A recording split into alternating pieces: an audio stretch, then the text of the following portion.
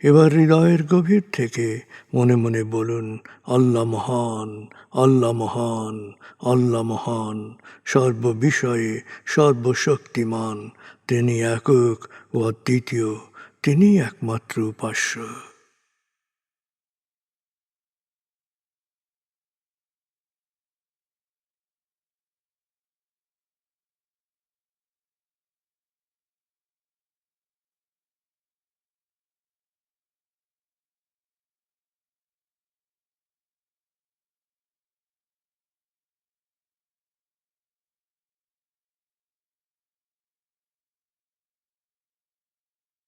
হৃদয়ের গভীর থেকে প্রার্থনা করুন, হে আল্লাহ, তুমি আমাদেরকে বিশ্বাসী, সৎকর্মশীল, সংঘবদ্ধ মানুষ হিসেবে কোয়ান্টাম ফাউন্ডেশনে একাত্ম করেছ।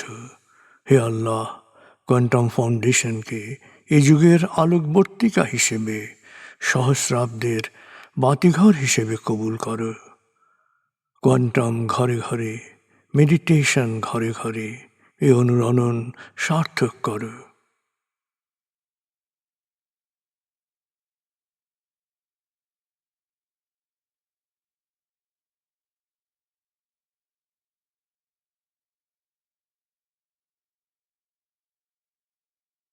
হে আল্লাহ, হে দয়াময়, হে মেহেরবান, কোয়ান্টাম ফাউন্ডেশনের সকল কার্যক্রম, শিক্ষা সেবা, শুদ্ধাচার, রক্তদান, এতিমান, প্রবীণ সেবা, চিকিৎসা সেবা, খতনা, মাতৃমঙ্গল, দাফন, কোয়ান্টাম মেথড কোর্স, এই সমস্ত কার্যক্রমকে সদকায়ে জারিয়া হিসেবে কবুল করো। এই কার্যক্রমে যারা সেবা দিয়েছেন তাদের সবার জীবনকে বরকতময়, প্রশান্তিময় করে দাও।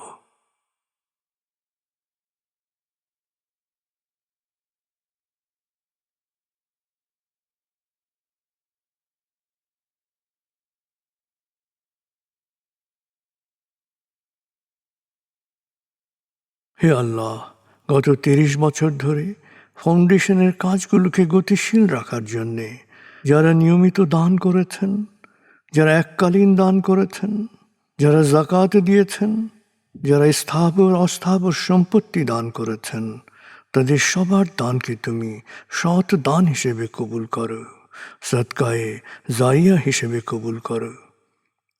তাদের পরিবারে সুখ ও প্রশান্তি দান করো, তাদের ধন সম্পত্তিতে বরকত দান করো।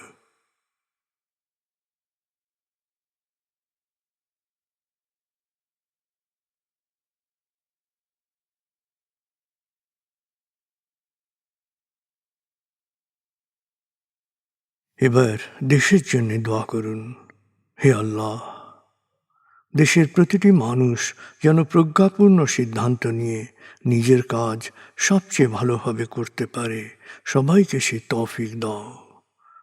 হে আল্লাহ, তুমি আমাদের তোমার বিশেষ অনুগ্রহ ভাজন জাতিতে পরিণত করেছ, অফুরন্ত অনুগ্রহ সম্পদ দিয়েছ, বিশ্বকে বিভিন্ন ক্ষেত্রে নেতৃত্ব দেওয়ার মতো মেধা ও মস্তিষ্ক দিয়েছ।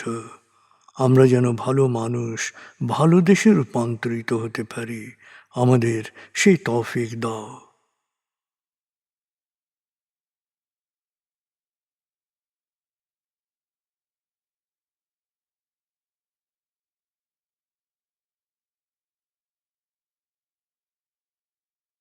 ভালো মানুষ, ভালো দেশ, স্বর্গভূমি বাংলাদেশ।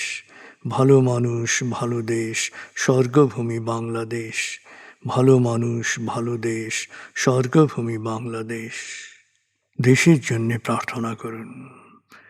দেশকে যেমন দেখতে চান সেভাবে প্রার্থনা করুন।